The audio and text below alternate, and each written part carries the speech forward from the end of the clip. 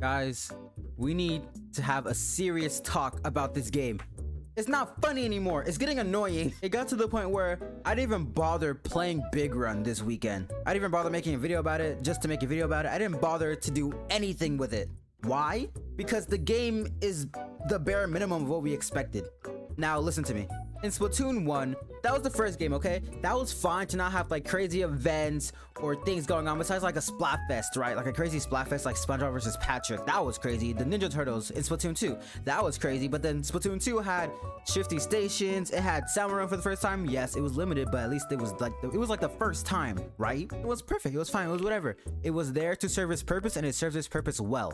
Moving on 2 years later to Splatoon 2, that's when you need more improvement. That's when we got a new mode. That's when we got a better story mode. Granted, it was in DLC, but listen. And just overall, like, better stages, okay? To be honest with you, I miss the stages from Splatoon 2 because the stages in Splatoon 3 are so bad. Like, take a stage, let's say the Reef. The Reef is a better stage than the new Flounder Heights. I said it.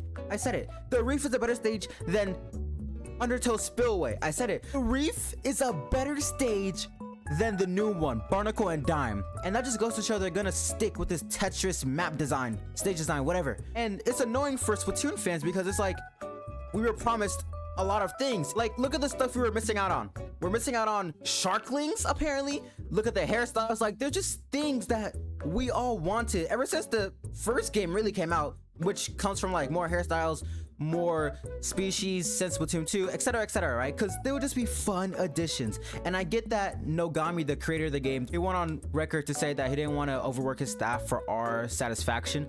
And yes, I can get that. Don't overwork your staff to meet the player's needs. But at some point, you have to find a medium. You have to find a common ground where it's like the workers work on this and then the consumers benefit and reap the rewards, because you are making the content for us to enjoy, for us to buy. We're giving you the money for it. This argument can even like stretch out to Nintendo as a whole. We all were disappointed when we found out that Nintendo Online was going to be a thing in the first place after a year since the console's launch. And I remember sitting there play Splatoon 2 when I got that news. I was like, what? I'm gonna have to pay to play Splatoon 2? No, because I was a kid. I didn't have money. I didn't want to ask my parents, like, guys, can you pay this every year so I can play this silly Squid Game? Haha. We are where we are right now. $20 a year.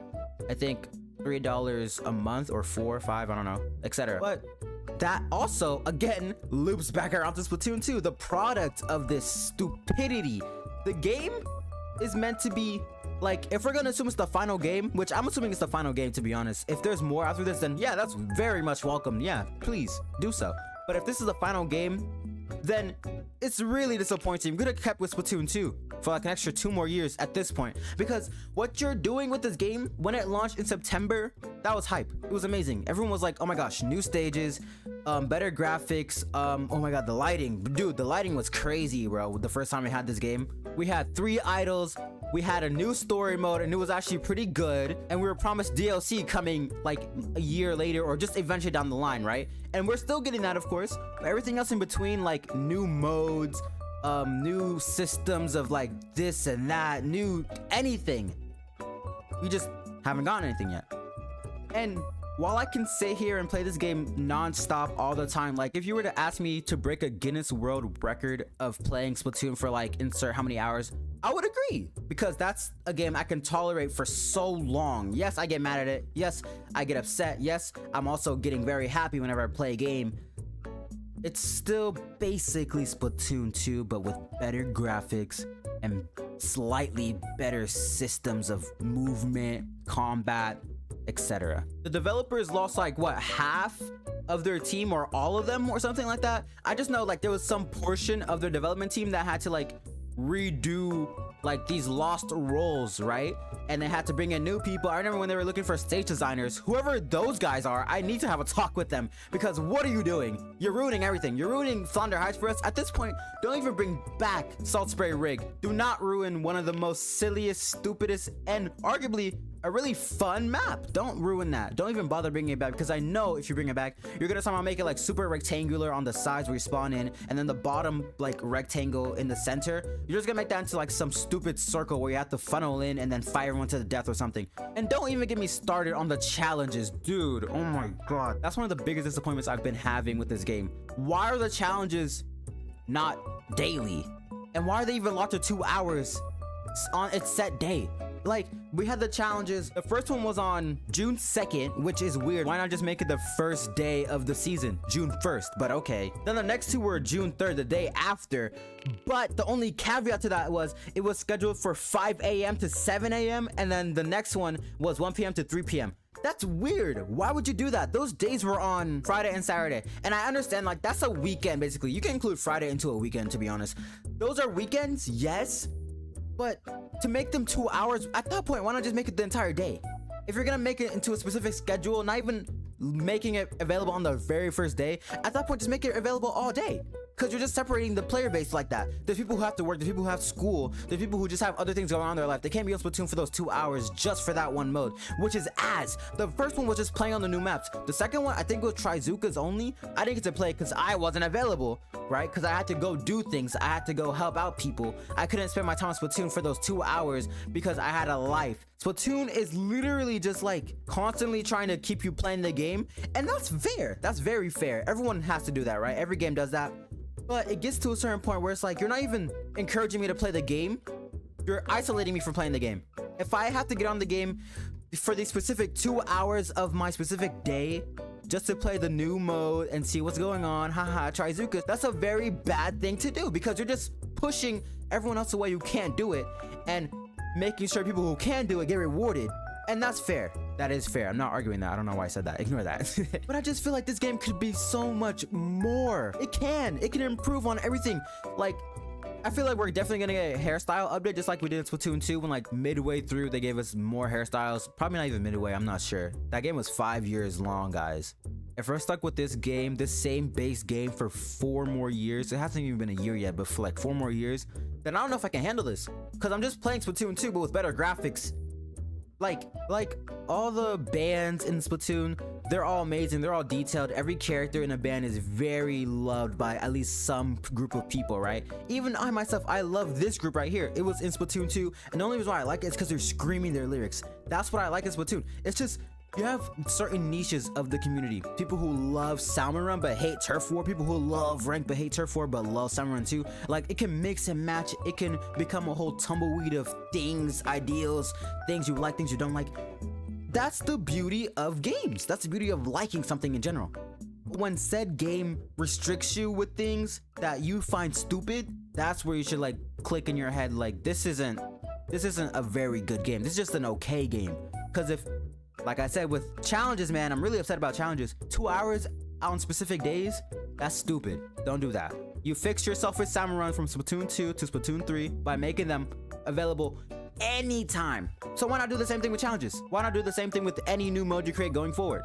Because you knew people had a problem with Salmon Run being specific times in Splatoon 2. So when we came into Splatoon 3, we were all excited because now we can do it anytime we want. And there's people who play that mode religiously. People only touch that mode. Sometimes they don't even care about Turf War. They don't care about their rank. They don't care about anything else. They just care about Salmon Run because they like the mode. They like the horde mode. They like the rush. They like the waves. They like the rewards they get. They like everything about that mode. And being available any time of the day you want, just coming home, sit down, pop up your Switch, and just play Salmon Run anytime, that's amazing. That lets your player base understand, like, okay, the game wants me to play this, so I'm gonna play it, and I can play it because I'm able to. It's accessible. Like, I can just hop on, get off, hop on, get off. It doesn't matter. I don't have to log on at 6 p.m. to play it and then it'll stop being available until 11 a.m. Like, no, that's stupid.